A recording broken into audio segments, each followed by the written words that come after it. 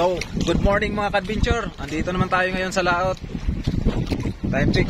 Ang oras natin ngayon ay 5:10. Maaga pa tayo mag-trolling ngayon. Manghuli tayo ng tangigi. Pakita ko sa inyo kung paano maghuli ng tangigi. Tuturuan ko kayo. Una-una, ang gamit natin ay meron tayo ditong lures. Ito yun, kulay blue. Itong maganda na gamitin ngayon. Kasi pang isda talaga siya. Pangalawa po, ang gagawin natin gagamitin ay ang fish finder. Meron tayo ditong fish finder na Strike 4. May GPS to at sonar. Ayan, nakikita nyo yan.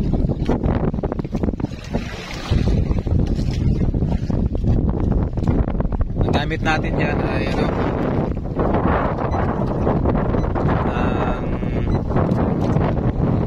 GPS, kasi yung tracking, importante tracking dyan. Yan, naka-traditional yan, naka-GPS yan. Kasi ang purpose ng GPS, pag nakahuli tayo, pwede agad natin mamarking. At yung naman, traditional, pag kung ganong lalim, at makikita natin dyan kung may mga corals pa. Kasi nandyan ang tangigi sa mga tinatawag natin na corals. Yan sa'yo na mangain ng naghahanap ng mga kain nila. Simulan na natin ang pagkila ng lures natin.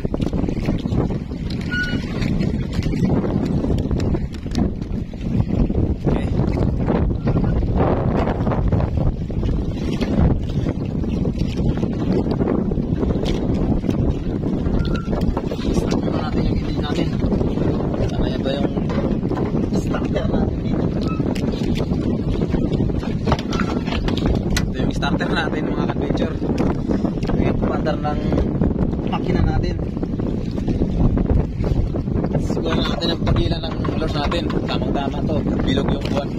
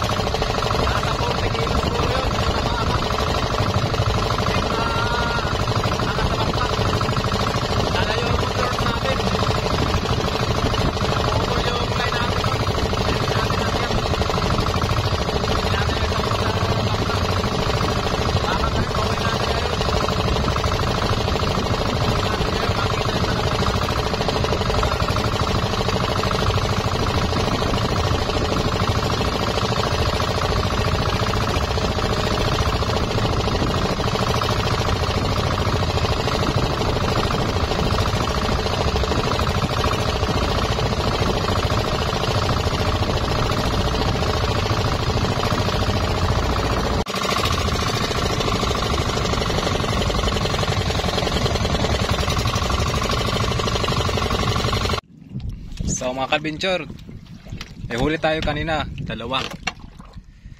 Kaya hindi ko nabidyohan yung ano kasi lumakas kanina yung ano, hangin sa ulan. Hindi natin mabidyohan kasi yung camera natin baka mabasa ng ulan. Dalawang tangigi yung kuha natin. Isang 11 kilos tapos isang ano 18 kilo. Dalawa. Kapakita ko sa inyo ito.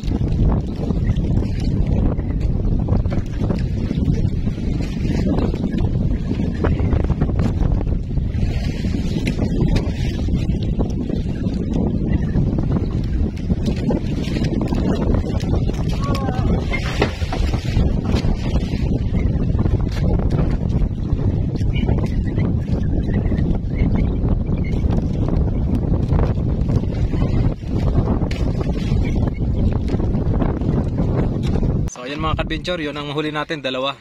Hindi ko lang talaga na-videoan kanina kasi malakas yung alon, tapos yung ulan.